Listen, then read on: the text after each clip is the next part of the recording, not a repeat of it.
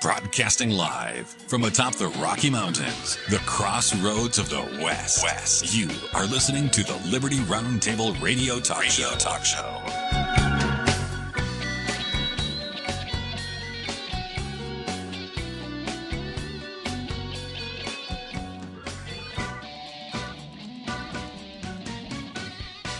Ladies and gentlemen, thank you for being here. This is the Liberty Roundtable, radio, TV, talk show. Sam is experiencing some lovely technical difficulties at this moment. I am Curt Crosby. Sam and I have worked together for 30 plus years in the broadcast world, and we appreciate you being alongside. We're thankful for your accompaniment, your participation in whatever way you choose. Also, we want to thank those behind the scenes, that are working on the tech, whether it's Zach or Jay or Michael, wherever they are. Thank you for being there. Well, we exercise our vocal cords. We've I noticed a little earlier Truth Social from President Trump.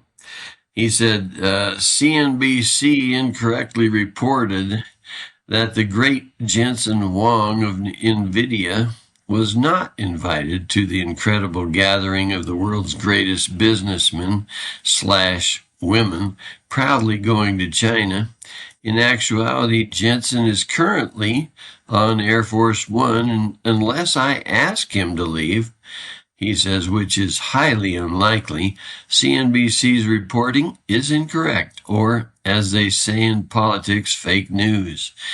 It is an honor to have Jensen, Elon, Tim, Apple, Larry Fink, Steven Schwartzman, Kelly Ortberg, it says Boeing in parentheses after him. So many of these guys never heard of.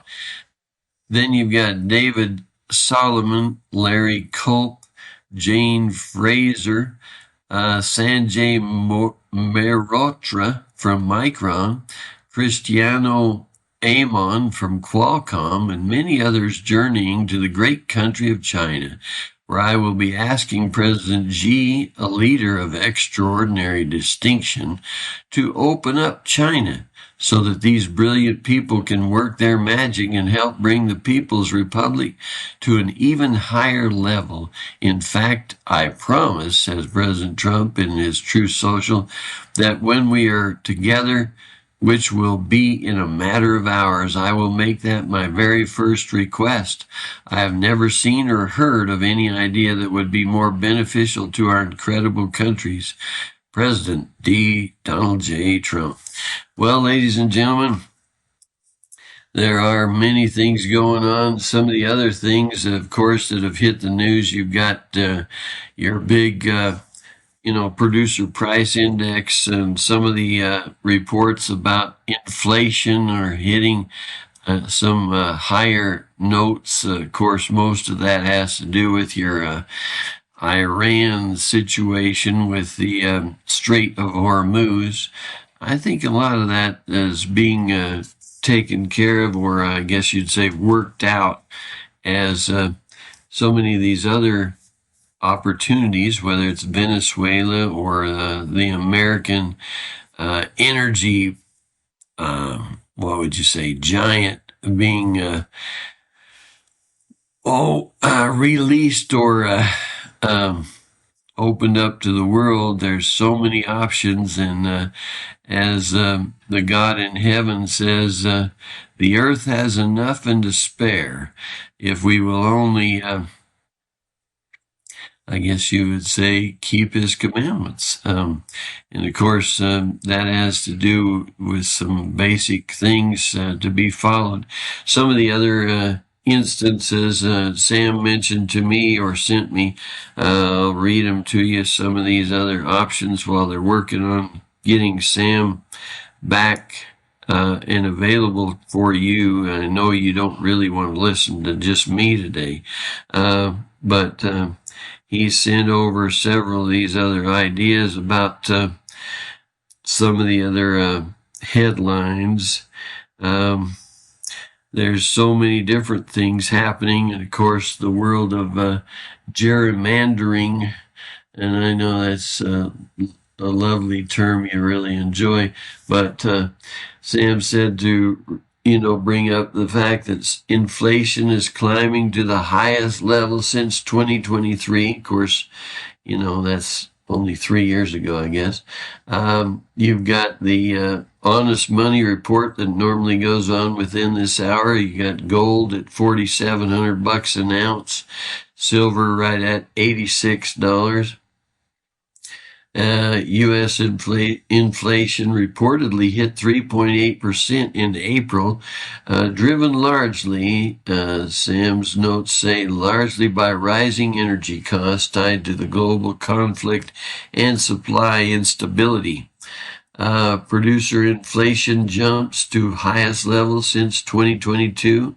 That's the April Producer Price Index rose 1.4% monthly and 6% annually as fuel, transportation, and food costs increase nationwide. Looks like small businesses are beginning to seek refunds from the struck down tariffs.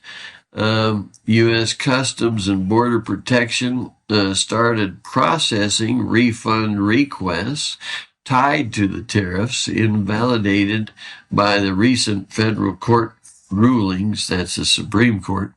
You got Kevin Warsh was confirmed by the Senate in a 54-45 vote to replace Jerome Too Late Powell as Federal Reserve Chair amid ongoing inflation and market volatility. I say just replace the Federal Reserve with nothing, but anyway, a federal court blocks Trump's global tariffs as illegal. A federal trade court ruled that President Trump exceeded his authority by imposing new 10% global tariffs under emergency powers law. Isn't it amazing how many of these federal judges just make themselves president? President Trump arrived in Beijing, as we mentioned before, for talks with the Chinese President Xi Jinping. They're going to talk about trade and, of course, a number of other issues: Taiwan, arms sales, artificial intelligence, and the Iran conflict. Xi has told Trump that mishandling of Taiwan could spark a conflict, according to KSL.com. Florida is expected to shut down the beloved Alligator Alcatraz. That's the detention center that they put together there. Supposed to shut it down by June. Federal and state officials are reportedly preparing to close the Florida Everglades Immigration Detention Facility after rising operation costs, vendor payment problems, and ongoing legal and environmental challenges. With the detainees expected to be moved to other centers in coming weeks. Kind of wonder if they'll move them to Guantanamo, or as they say, Gitmo. Senate fails to pass resolutions limiting U.S. military action against Iran. I'd hope the Senate would just get to work on that Save America plan, but anyway, we'll see if that ever happens. A Senate War Powers resolution aimed at restricting U.S. involvement. That's what this resolution was. And it failed by a 49-50 vote after, they say, bipartisan debate over the expanding conflict. The Supreme Court is weighing a case that could restrict nationwide telehealth and mail access to the, now that's not mail like A-L-E, it's M-A-I-L, access to the abortion drug mifepristone. Isn't it wonderful to have those kind of things available? Then you've got another piece in the headlines. White House expands Medicaid fraud enforcement efforts. Now, I'll tell you what, if you want to find an industry that's wide open for a lot more workers, that would be one. A lot of Medicaid fraud, etc., out there available, I'm sure. But anyway, the Trump administration announced new Medicaid fraud audits while delaying a $1.3 billion in a California Medicaid reimbursement pending review. Yeah, that's a good thing to review right out of existence. Medicare freezes enrollment of new home health care providers. Federal officials. We'll be right back, ladies and gentlemen. And thank you for being right here alongside the Why don't we say to the government writ large that they have to spend a little bit less? Anybody ever had less money this year than you had last? Anybody ever having a 1% pay cut? You deal with it. That's what government needs, a 1% pay cut. If you take a 1% pay cut across the board, you have more than enough money to actually pay for the disaster relief. But nobody's going to do that because they're fiscally irresponsible. Who are they? Republicans. Who are they? Democrats. Who are they? Virtually the whole body is careless and reckless with your money. So the money will not be offset by cuts anywhere. The money will be added to the debt, and there will be a day of reckoning. What's the day of reckoning? The day of reckoning may well be the collapse of the stock market. The day of reckoning may be the collapse of the dollar. When it comes, I can't tell you exactly, but I can tell you it has happened repeatedly in history when countries ruin their currency. Are you watching what's happening in our country and asking, what can I do? Join the John Birch Society in Salt Lake City, June 6th, for a powerful one-day conference. The day includes a host of respected speakers, 2 meals, and meaningful connections. You'll gain clarity on the issues and walk away with practical steps you can take to your community. Reserve your seat today at jbs.org/SLC26. That's jbs.org/SLC26.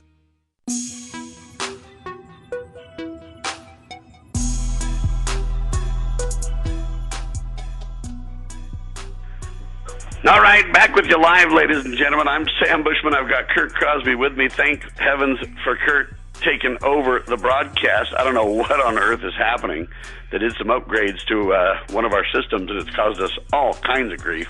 I'll try to get that fixed, and I don't know what on earth is going on. Sorry, no video today from me, but at least you got Curt's beautiful face, and that's what's important anyway. Thank you so much for holding down the fort, Curt, on this inflation discussion. I want to kind of talk about this because I really believe the inflation is caused not by the tariffs, but by the fact that we have an internal IRS and an external IRS. When you put those two together, it's dangerous. I support the tariffs. I support President Trump 100% in his focus on the tariffs because I think it's the proper role of government and the way our founders intended to pay for the proper role of government. I wish we would do 2 things. Number one, I wish Congress would have the guts to follow and back and support President Trump. Then we wouldn't have all these whacked out court cases attacking Trump and shutting down his ability to do tariffs. They are constitutional, but it is true that Congress needs to be involved. And in my view, they're derelict in their duty is the big problem. So we need Congress to back the president, and then we need to get rid of the Internal Revenue Service. That would be one of the biggest benefits if we could do so. It'd be a huge win before the midterms. It would back President Trump. Congress would get aboard. We would set a standard, and we wouldn't have these crazy inflationary situations. Now, I agree that we need to get rid of the Federal Reserve, too. That's a whole other topic. But at the end of the day, these things would make a big difference. If Congress would back President Trump, the courts wouldn't be able to stop President Trump. If we got rid of the internal IRS, we wouldn't have double jeopardy, if you will, or 2 taxes on the American people. Curt, your thoughts? Well, I couldn't agree more, Sam. I mean, as they say, the Federal Reserve is, well, not federal, and it needs to just go away. It got started in 1913, ladies and gentlemen. The reason the number 13 is what you'd call an unlucky number. Boy, that year was a rough one. We had that, the Federal Reserve. We had the 16th Amendment, which they say allows for the income tax. which, those two big volumes of books that I sell called The Law That Never Was outline in detail how the states didn't ratify that properly.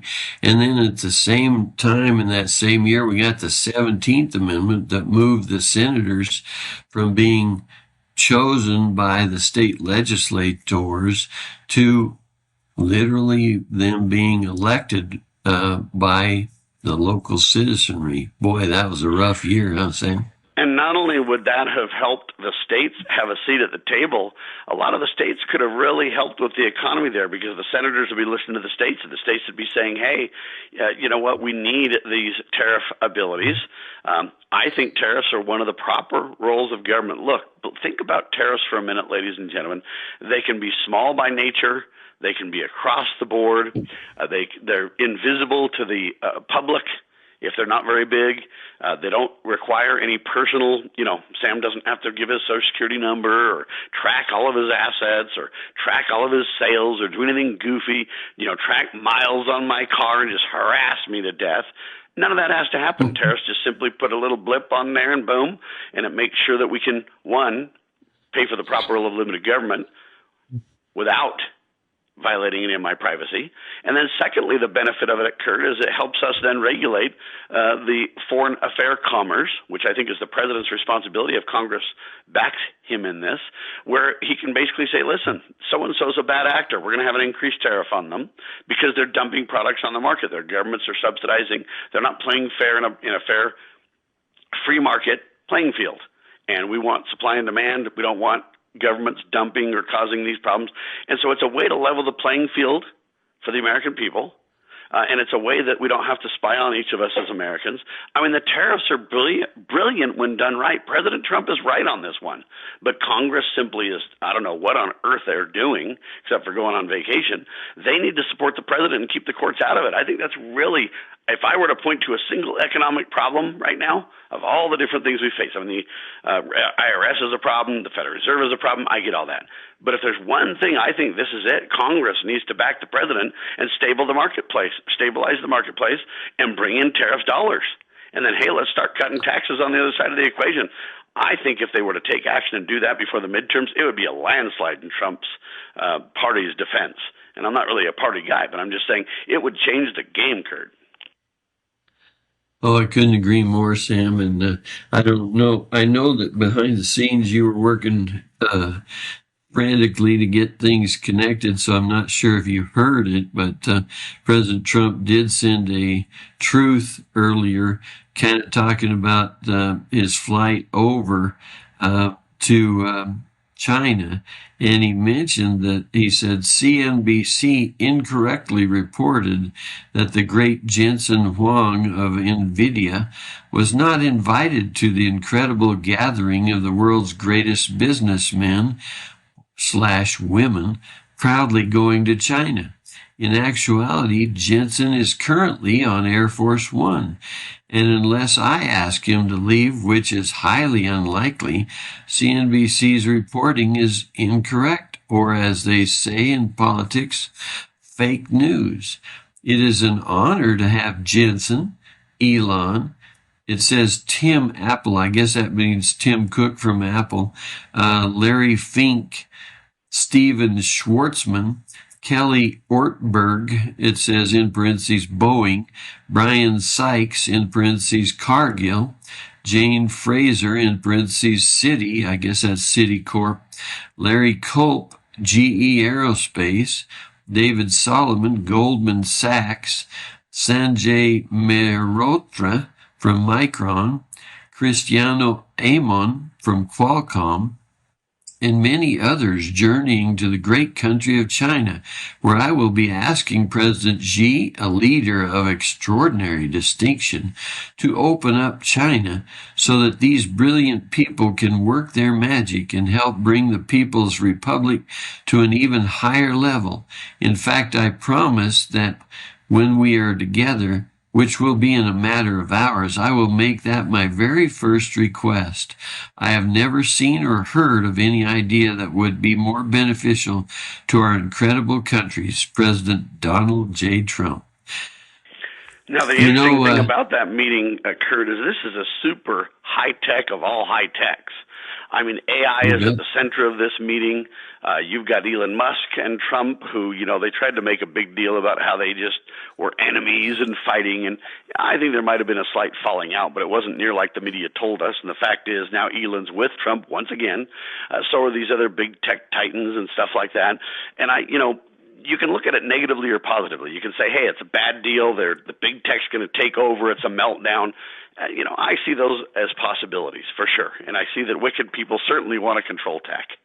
But, tech's neither good nor bad. And I believe that the good people can stand up and use tech in very productive, very valuable ways. AI has some real, everybody's afraid of it, just like there were the Industrial Revolution or just like some of these other things. And I get the concern. I get the fear, but I think everybody just needs to calm down and realize that rarely does technology displace something overnight. Okay? Most of the time it changes. Most of the time the hype exceeds reality. Think of the dot-com bust of the 2000s. They thought the dot-com was just going to change the world, and then they had to take a big step back. The same thing's going to happen with AI. Look, AI has tremendous capabilities. Will it change the world? Absolutely. Will it do it overnight, though? One day you'll just wake up and there's no job for anybody and no one can work and robots are everywhere and humans don't really have anything to do with the superior robots. And, okay, all this is a lie. It's going to take 20, 30, 40, 50 years for some of this stuff to come to fruition, and we don't know how it will unfold. But just like the Industrial Revolution, a lot of jobs will be lost. There'll be a massive shift. There's no doubt about it. However, there will be a lot of new jobs and a lot of new capabilities and I've turned my IT business, and for the most part, into now I'm an AI consultant primarily because of this very reason. And Claude and ChatGPT and Gemini and Grok and some of these other systems, they're real, okay? But they're not going to take over the world tomorrow. Just think about your iPhone to make the point. Just one simple example. The iPhone back in 2007 is when it came out, I think. It's been almost 20 years. 20 years. That's a long time, right? And in those 20 years, think about it. The iPhone's evolved. It's way better than the first one. For sure, right? Mm-hmm. But the fact is, the iPhone's falling behind now. Right now, everybody goes, Siri's no good, doesn't have any AI capabilities. Apple got sued, $250 million lawsuot right now because they promised AI that never got delivered. They promised all these capabilities that never happened. So 20 years later, the iPhone was, 20 years ago, the iPhone was supposed to take over the world. 20 years later, it's falling behind. Okay, think about this. When I was a kid in 1971 or 2, kind of range, we were talking about, we're going to have these cool video phones. And the joke was, hey, don't answer the phone naked because you'll, and now look, we have video phones, right? I mean, everybody's got FaceTime or an equivalent on their phone. We have video phones everywhere. But how often do people use them? I mean, you use them intentionally when you want to have a meeting face-to-face, when you want to, see the grandkids, when you want to, I'm not saying they're never used, but I would say 1 out of 10 calls is a video call at best. So the idea is, once we get video calls, regular phone calls are dead. Or once we get this, that. And, okay, we don't know the future. None of this stuff is true. We can't panic. We need to look at the new jobs. Think about us in the media and what we've been able to do on a thin dime because of AI, because of the lower cost of tech. So anyway, my whole point with this is that Trump going to China and trying to work with those people and trying to bring tech to the whole world in a productive, meaningful way, if we do it right, has tremendous, tremendous opportunity and value, and I pray for their success. And we'll see what happens there, ladies and gentlemen, I'll tell you. But right now, don't think it's the end of the world because of tech. Tech is neither good nor bad. It's up to us on how we use it. Hopefully, we'll use it to promote God, family, and country. For Curt Crosby, I'm Sam Bushman. God save the Republic of the United States of America.